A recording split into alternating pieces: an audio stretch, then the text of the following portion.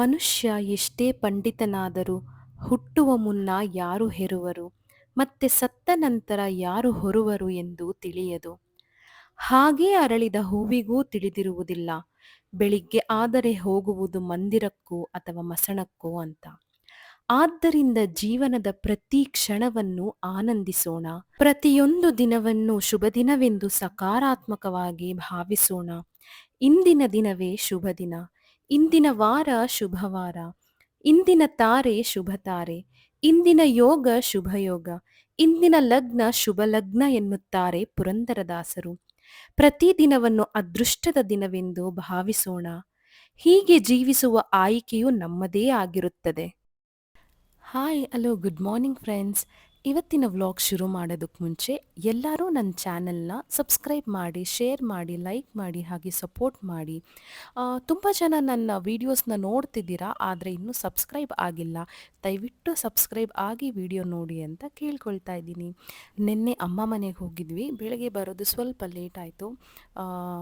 ಈಗ ನಾನು ಬ್ರೇಕ್ಫಾಸ್ಟ್ಗೆ ಪ್ರಿಪೇರ್ ಮಾಡ್ಕೋತಾ ಇದ್ದೀನಿ. ಬ್ರೇಕ್ಫಾಸ್ಟ್ ಇವತ್ತು ನಾನು ಉಪ್ಪಿಟ್ಟು ಮಾಡ್ತಾಯಿದ್ದೀನಿ. ಶಶಾಂಕಗೆ ಬಟಾಣಿ ಸಬ್ಸಿಗೆ ಸೊಪ್ಪೆಲ್ಲ ಹಾಕಿ ಉಪ್ಪಿಟ್ಟು ಮಾಡಿದ್ರೆ ತುಂಬ ಇಷ್ಟಪಡ್ತಾರೆ, ಹಾಗಾಗಿ ಬಟಾಣಿ ಎಲ್ಲ ಸುಲ್ಕೋತಾ ಇದ್ದೀನಿ. ಆ್ಯಂಡ್ ನನಗೆ ಮನೆಗೆ ಸ್ವಲ್ಪ ಹೆಲ್ಪ್ ಮಾಡೋಕ್ಕೆ ಮೇಡ್ ಕೂಡ ಬರ್ತಾರೆ. ಅವರು ಬಾಬಿ ಬಾಬಿ ಅಂತ ಹೇಳಿ ಕರಿತಾ ಇದ್ರು. ನಾನು ಏನಕ್ಕೆ ಅಂತ ಹೇಳಿಬಿಟ್ಟು ಹೋಗಿ ನೋಡಿದ್ರೆ ನನ್ನ ಮಗಳು ಅವಾಂತರ ಮಾಡ್ಕೊಂಡು ಬಂದು ನಿಂತಿದ್ಲು. ನೋಡಿ ಏನು ಮಾಡ್ಕೊಂಡು ಬಂದಿದ್ದಾಳೆ ಅಂತ ಹೇಳಿಬಿಟ್ಟು. ಏನಿದು? ಏನಿಲ್ವಾ? ಎಲ್ಲಿ ಸಿಕ್ತು ನಿನ್ಗಿದು?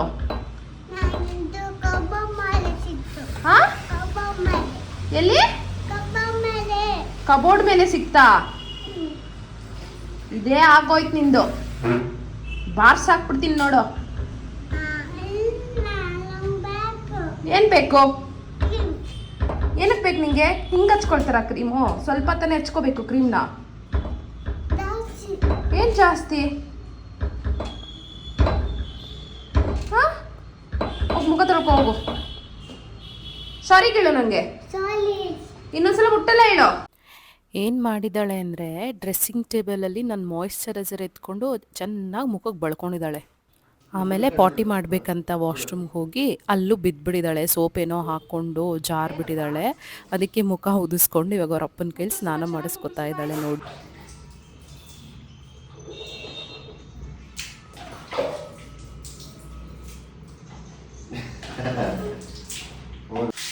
ಬಿದ್ಯಾ ವಿನೋ? ವಿನಿಷ್ಕಾ ಇಲ್ಲಿ ನೋಡು.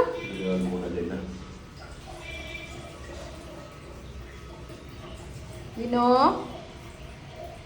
ನೋಡು, ಬಿದ್ಯಾ? ಮಾತಾಡಲ್ವ ನನ್ನ ಹತ್ರ? ಮಾತಾಡ್ತೀಯಾ? ಮಾತಾಡು ಮತ್ತೆ.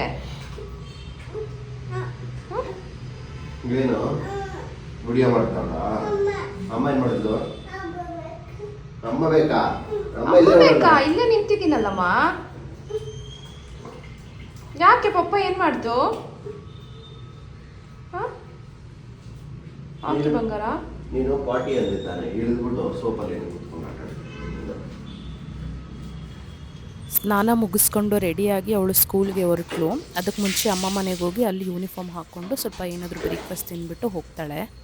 ಬಾಯ್ ಕಂದ. ಬಾಯ್ ವಿನೋ. ಬಾಯ್ ಬಂಗಾರಿ. ಒಂದು ಕಡೆ ಉಪ್ಪಿಟ್ಟಿಗೆ ರವೆ ಹುರ್ಕೊಳ್ತಾ ಇದ್ದೀನಿ, ಇನ್ನೊಂದು ಕಡೆ ಪಾಲಕ್ ಚಪಾತಿ ಮಾಡೋಣ ಅಂತ ಹೇಳಿ ಪಾಲಕ್ ಸೊಪ್ಪು ಮತ್ತು ಒಂದು ಹಸಿಮೆಣ್ಸಿನ್ಕಾಯಿ ಬೇಯಿಸ್ಕೊಂಡೆ. ಆಮೇಲೆ ಉಪ್ಪಿಟ್ಟಿಗೆ ಈಗ ಒಗ್ಗರಣೆ ಹಾಕ್ತಾಯಿದ್ದೀನಿ. ಉಪ್ಪಿಟ್ಟು ಕೂಡ ರೆಡಿ ಆಯಿತು. ಶಶಾಂಕಗೆ ಬ್ರೇಕ್ಫಾಸ್ಟ್ ಕೊಟ್ಟೆ, ಉಪ್ಪಿಟ್ಟು, ಸೌತೆಕಾಯಿ, ಆಮೇಲೆ ಎಗ್ಗು. ಎವ್ರಿಡೇ ಬ್ರೇಕ್ಫಾಸ್ಟ್ಗೆ ಬಾಯ್ಲ್ಡ್ ಎಗ್ ಇದ್ದೇ ಇರುತ್ತೆ ನಮ್ಮ ಮನೆಯಲ್ಲಿ. ಪಾಲಕ್ ಚಪಾತಿ ಮಾಡಬೇಕಂತ ಪಾಲಕ್ಕು ಒಂದು ಹಸಿಮೆಣ್ಸಿನ್ಕಾಯಿ ಹಾಕಿ ಬೇಯಿಸ್ಕೊಂಡಿದ್ನಲ್ಲ, ಅದನ್ನು ಆರಕ್ಕೆ ಬಿಟ್ಟಿದ್ದೆ. ಇವಾಗ ಗ್ರೈಂಡ್ ಮಾಡ್ಕೊಂಡು ಈಗ ಒಂದು ಬೌಲ್ಗೆ 1 ಕಪ್ ಗೋಧಿ ಹಸಿಟ್ಟು, ಸ್ವಲ್ಪ ಜೀರಿಗೆ ಪುಡಿ, ಆಮೇಲೆ ರುಬ್ಬಿಟ್ಕೊಂಡಂಥ ಪಾಲಕ್ ಸೊಪ್ಪು ಹಾಕ್ಕೊಂಡು ಚೆನ್ನಾಗಿ ಮಿಕ್ಸ್ ಮಾಡ್ಕೊಳ್ತಾ ಇದ್ದೀನಿ. ನೀವು ಚಪಾತಿ ಸಾಫ್ಟಾಗಿ ಬೇಕಂದರೆ ಚೆನ್ನಾಗಿ ಮಿದ್ಕೋಬೇಕಾಗತ್ತೆ, ಇಲ್ಲಾಂದರೆ ಸಾಫ್ಟಾಗಿ ಬರಲ್ಲ, ಗಟ್ಟಿ ಆಗೋಗುತ್ತೆ ನೋಡಿ. ಹಾಗಾಗಿ ನಾನು ಚೆನ್ನಾಗಿ ಮಿದ್ಕೊಳ್ತಾ ಇದ್ದೀನಿ. ಮಿದ್ಕೊಂಡು ಆಮೇಲೆ ಒಂದು 5 ನಿಮಿಷ ಎತ್ತಿ ಪಕ್ಕದಲ್ಲಿ ಇಟ್ಬಿಟ್ಟೆ. ಅದು ಸ್ವಲ್ಪ ನೆನ್ಕೊಳ್ಬೇಕು, ಚೆನ್ನಾಗಿ ಬರುತ್ತೆ. ಆಮೇಲೆ ಅದಕ್ಕೆ ಕ್ಯಾಪ್ಸಿಕಮ್ ಗುಜ್ಜು ಮಾಡ್ಕೊಳ್ಳೋಣ ಅಂತ ಹೇಳಿ 1 ಗೆಡ್ಡೆ ಈರುಳ್ಳಿ ಕಟ್ ಮಾಡ್ಕೊಂಡಿದ್ದೀನಿ. ಆಮೇಲೆ 1 ಟೊಮ್ಯಾಟೊ, 1 ದೊಡ್ಡ ಕ್ಯಾಪ್ಸಿಕಮ್ನ ಕಟ್ ಮಾಡ್ಕೊಳ್ತಾ ಇದ್ದೀನಿ. ಈಗ ಒಂದು ಬಾಣಲೆಗೆ 1 ಟೇಬಲ್ ಸ್ಪೂನ್ ತುಪ್ಪ ಹಾಕ್ಕೊಂಡಿದ್ದೀನಿ. ಅದಕ್ಕೆ ಸಾಸಿವೆ, ಈರುಳ್ಳಿ ಮತ್ತು ಕರಿಬೇವು ಹಾಕಿ ಒಗ್ಗರಣೆ ಮಾಡಿಕೊಂಡು ಅದಕ್ಕೆ ಟೊಮ್ಯಾಟೊ ಹಾಕಿ ಸ್ವಲ್ಪ ಅರಿಶಿನದ ಪುಡಿ ಮತ್ತು ಉಪ್ಪು ಹಾಕ್ಕೊಂಡು ಚೆನ್ನಾಗಿ ಅದನ್ನು ನೀವು ಬೇಯಿಸ್ಕೊಳ್ಬೇಕಾಗತ್ತೆ ನೋಡ್ಬೋದು ಈಗ. ಆಮೇಲೆ ಅದಕ್ಕೆ ಕ್ಯಾಪ್ಸಿಕಮ್ ಹಾಕಿ ಚೆನ್ನಾಗಿ ತಿರುಗಿಸ್ಕೊಂಡು ಅದಕ್ಕೆ 1 table spoon garam masala, 1 table spoon ಖಾರದ ಪುಡಿ ಹಾಕ್ಕೊಂಡು ಅದಕ್ಕೆ ಸ್ವಲ್ಪ ನೀರು ಹಾಕಿ ಅದನ್ನು ಬೇಯಕ್ಕೆ ಬಿಟ್ಟಿದ್ದೀನಿ. ಒಂದು ಕಡೆ ಕ್ಯಾಪ್ಸಿಕಮ್ ಗೊಜ್ಜು ರೆಡಿ ಆಗ್ತಾಯಿತ್ತು, ಇನ್ನೊಂದು ಕಡೆ ಚಪಾತಿ ಕೂಡ ಮಾಡ್ಕೊಂಡು ಬಿಡೋಣ ಅಂತ ಹೇಳಿ ಲಟ್ಟಿಸ್ತಾ ಇದ್ದೀನಿ. ನೋಡಿ ಎಷ್ಟು ಚೆನ್ನಾಗಿ ಗ್ರೀನಾಗಿ ಕಾಣಿಸ್ತಾ ಇದೆ ಅಂತ ಹೇಳಿಬಿಟ್ಟು. ಏನಾಗುತ್ತೆ ಅಂದರೆ ನಾನು ಆಫೀಸಿಗೆ ಬೇರೆ ಹೊರಡಬೇಕಲ್ಲ, ಲೇಟ್ ಆಗೋಗ್ಬಿಡುತ್ತೆ. ಹಾಗಾಗಿ ಒಂದು ಕಡೆ ಗೊಜ್ಜಿಗಿಟ್ಟು ಇನ್ನೊಂದು ಕಡೆ ಚಪಾತಿ ಕೂಡ ಮಾಡ್ಕೊಳ್ತಾ ಇದ್ದೆ ನಾನು. ಇದಾಗಿದ ತಕ್ಷಣ ನಾನು ಬಾಕ್ಸ್ ಕಟ್ಕೊಂಡು ರೆಡಿಯಾಗಿ ಆಫೀಸ್ಗೆ ಹೊರಡೋ ಅಂಥದ್ದಿರುತ್ತೆ.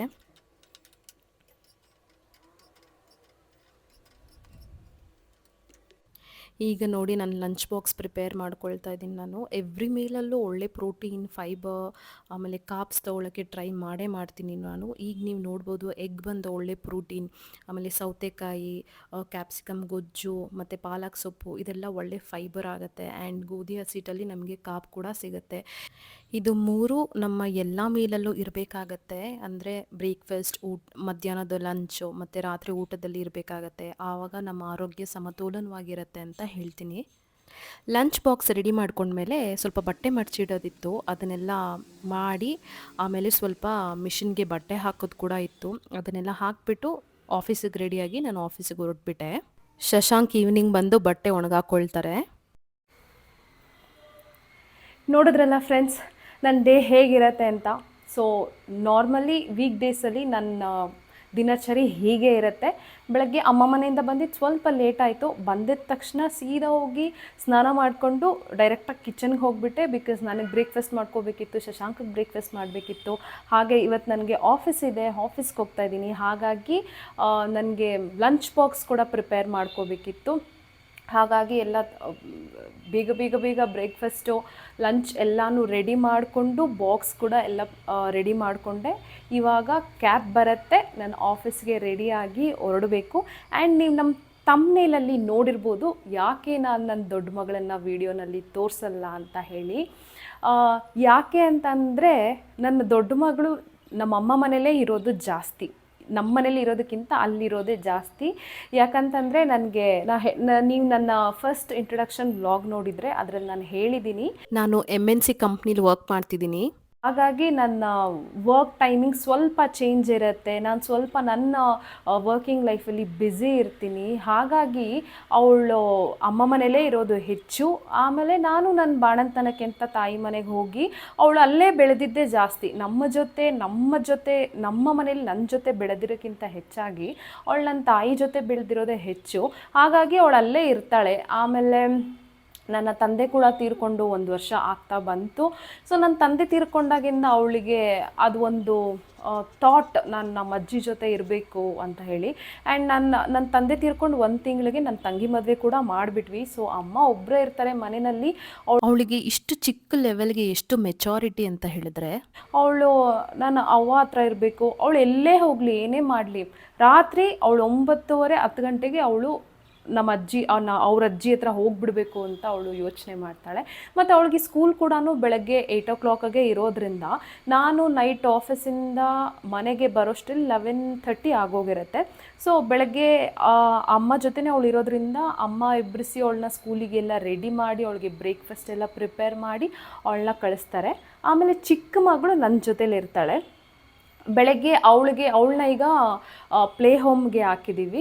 ಹಾಗಾಗಿ ಅವಳಿಗೆ ಪ್ಲೇ ಹೋಮ್ ಬಂದು 10 o'clockಗೆ ಸ್ಟಾರ್ಟ್ ಆಗುತ್ತೆ. ಸೊ ಬೆಳಗ್ಗೆ ನಾನೆದ್ದು ನನ್ನ ಮಾರ್ನಿಂಗ್ ರೂಟೀನ್ ಮುಗಿಸ್ಕೊಂಡು ನನ್ನ ಬ್ರೇಕ್ಫಾಸ್ಟು, ನನಗೆ ಲಂಚ್ಗೆ ಎಲ್ಲ ನಾನು ಪ್ರಿಪೇರ್ ಮಾಡ್ಕೊಳ್ಳೋ ಅಷ್ಟರಲ್ಲಿ ಶಶಾಂಕ್ ಕೂಡ ವಿನಿಷ್ಕನ್ನ ರೆಡಿ ಮಾಡಿರ್ತಾರೆ. ಆಮೇಲೆ ಅವಳು ಇಲ್ಲಿ ಒಂದು ಸ್ವಲ್ಪ ಬ್ರೇಕ್ಫಾಸ್ಟ್ ತಿಂತಾಳೆ. ಅಲ್ಲಿಂದ ಸೀದಾ ನಮ್ಮಮ್ಮ ಮನೆಗೆ ಹೋಗ್ತಾಳೆ. ಅವಳದ್ದು ಯೂನಿಫಾರ್ಮ್ಸ್ ಎಲ್ಲ ಅಲ್ಲಿರುತ್ತೆ. ಬಿಕಾಸ್ ಅವಳಿಗೆ ಮಧ್ಯಾಹ್ನ 1 o'clockಗೆಲ್ಲ ಮುಗ್ದೋಗುತ್ತೆ. ಆ್ಯಂಡ್ ಸಾನ್ವಿಕಾ ಕೂಡ 1 o'clockಗೆ ಸ್ಕೂಲಿಂದ ಬರ್ತಾಳೆ. ಸೊ ಅವರಿಬ್ಬರು ಸೀದಾ ನಮ್ಮಮ್ಮ ಮನೆಗೆ ಹೋಗೋದ್ರಿಂದ ನನ್ನ ಇಬ್ಬರು ಮಕ್ಕಳದ್ದು ಯೂನಿಫಾರ್ಮ್ಸ್ ಕೂಡ ಎಲ್ಲ ಅಲ್ಲೇ ಇರುತ್ತೆ. ಹಾಗಾಗಿ ವಿನಿಷ್ಕ ಇಲ್ಲಿದ್ದು ಸ್ನಾನ ಮಾಡಿ ಬ್ರೇಕ್ಫಾಸ್ಟ್ ಎಲ್ಲ ಮಾಡಿ ಸೀದಾ ನಮ್ಮಮ್ಮ ಮನೆಗೆ ಹೋಗಿ ಅಲ್ಲಿಂದ ಅವಳು ಯೂನಿಫಾರ್ಮ್ ಎಲ್ಲ ಹಾಕ್ಕೊಂಡು ಮತ್ತೆ ಅಲ್ಲೂ ಏನಾದರೂ ನಮ್ಮಮ್ಮ ಸ್ವಲ್ಪ ತಿನ್ನಿಸಿ ನಮ್ಮಮ್ಮ ಕೆಲವೊಂದು ಸಲ ಸ್ನ್ಯಾಕ್ಸ್ ಬಾಕ್ಸ್ ಕಟ್ತಾರೆ, ಇಲ್ಲ ನಾನು ಕೆಲವೊಂದು ಸಲ ಸ್ನ್ಯಾಕ್ಸ್ ಬಾಕ್ಸ್ ಕಟ್ಟಿ ಕಳಿಸೋ ಅಂಥದ್ದಿರುತ್ತೆ. ಹಾಗಾಗಿ ನನ್ನ ದೊಡ್ಡ ಮಗಳು ಹೆಚ್ಚಾಗಿ ನನ್ನ ವಿಡಿಯೋನಲ್ಲಿ ಕಾಣೋಕ್ಕೆ ಸಿಗಲ್ಲ ಅಂತ ಹೇಳ್ತೀನಿ. ಖಂಡಿತ ನಿಮಗೆ ಪರಿಚಯ ಮಾಡಿಸ್ಕೊಡ್ತೀನಿ ನನ್ನ ದೊಡ್ಡ ಮಗಳನ್ನು ತೋರಿಸ್ತೀನಿ. ಅಂತ ಹೇಳ್ತಾ ಈ ವಿಡಿಯೋನ ಇಲ್ಲೇ ಎಂಡ್ ಮಾಡ್ತಾ ಇದ್ದೀನಿ. ಮತ್ತೆ ಸಿಗೋಣ ಮುಂದಿನ ವ್ಲಾಗಲ್ಲಿ. ಅಂಟಿಲ್ ದೆನ್ ಟೇಕ್ ಕೇರ್, ಬಾಯ್. ಹಾಗೆ ಎಲ್ಲರೂ ನನ್ನ ಯೂಟ್ಯೂಬ್ ಚಾನೆಲ್ನ ಸಬ್ಸ್ಕ್ರೈಬ್ ಮಾಡ್ಕೊಳ್ಳಿ, ಲೈಕ್ ಮಾಡಿ, ಶೇರ್ ಮಾಡಿ, ಬೆಲ್ ಐಕನ್ ಬಟನ್ನ ಒತ್ತಿ ಅಂತ ಹೇಳ್ತಾ ಬಾಯ್ ಹೇಳ್ತಾ ಇದ್ದೀನಿ. See you.